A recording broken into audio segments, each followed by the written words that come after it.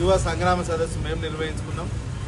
బ్రహ్మాండంగా హైదరాబాద్ చుట్టుముట్టున్న నిరుద్యోగ యువతి యువకులందరూ కూడా ఆ సదస్సులో పాల్గొని బ్రహ్మాండంగా విజయవంతం చేశారు. అసలైతే నిన్న పొద్దుగాల పెట్టుకోవాలి ముఖ్యమంత్రి గారు రేవంత్ రెడ్డి గారు ఈ అందశ్రీ గారి పేరు మీద అందశ్రీ గారి యొక్క స్మృతివనం ఏదైతే ఉందో దాన్ని ఫౌండేషన్ స్టోన్ వేస్తానికి, కానీ అది భయపడి ఆ టైంలో ఎక్కడైతే పిల్లలు వచ్చి ఎక్కడ అటాక్ చేస్తారో ఆ టైంలో మంచి జోష్లో ఉన్నారు.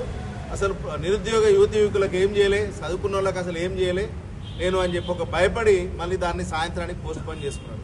మనం అందరం చూసినాం ఇక్కడ గట్కేసర్ ప్రాంతంలో.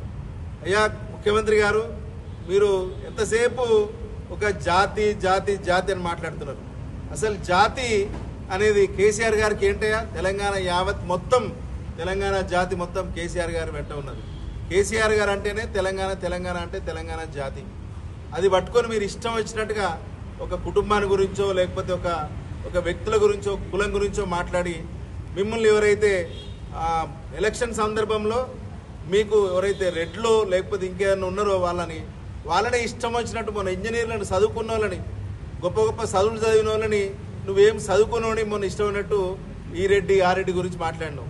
అసొంటిది నువ్వు ఇవాళ ఒక కులం గురించో ఒక వర్గం గురించో మాట్లాడతాం.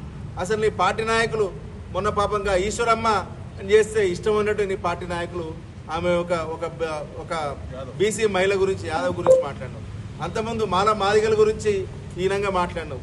అంతకుముందు ప్రతి కులస్తుల గురించి నువ్వు కులం పేరు పెట్టో లేకపోతే ఆ పేరు పెట్టో ఓ చిన్న చూపు చూసి మాట్లాడిన పరిస్థితి.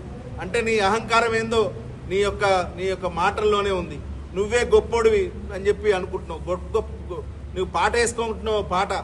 ఆ పాట వేసుకోగానే ఆ పాట ద్వారా వచ్చిన దాన్నే పెద్ద ఊహించుకొని నువ్వు పెద్దగా అనుకుంటున్నావు తప్ప అంతకన్నా ఎక్కువేం కాదు. ముఖ్యమంత్రి గారు, మీరు ఎక్కడి నుంచి వచ్చారు?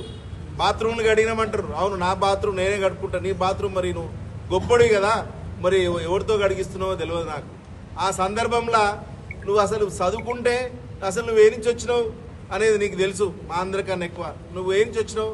ఒక పెయింటర్ కానించి వచ్చినావు. వాస్తవమే, పెయింటింగ్ చేసిన వాళ్ళు మా దగ్గర కూడా మంచిగా బ్రహ్మాండంగా ఎదిగిన వాళ్ళు ఉన్నారు. నువ్వు కూడా అట్లా ఎదిగి ఉండొచ్చు, కాదంటలేము. కానీ ఒక వృత్తి గురించి నువ్వు ఇష్టం ఉన్నట్టు మాట్లాడాల్సిన సందర్భం కాదు. ఓ ముఖ్యమంత్రి స్థాయి ఉండి అట్లే అసలు నువ్వు రియల్ ఎస్టేట్ వ్యాపారం చేసే పైకి వచ్చినా అని చెప్పినావు. నువ్వు ఏ రియల్ ఎస్టేట్ వ్యాపారం చేసి ఏడవ నాలుగు బిల్డింగ్లు కట్టినావు చెప్పాలి. ఎందుకంటే నేను కూడా బిల్డర్నే. నువ్వు 4 ఏమంటారు లేఅవుట్లు వేసినావో చెప్పాలి.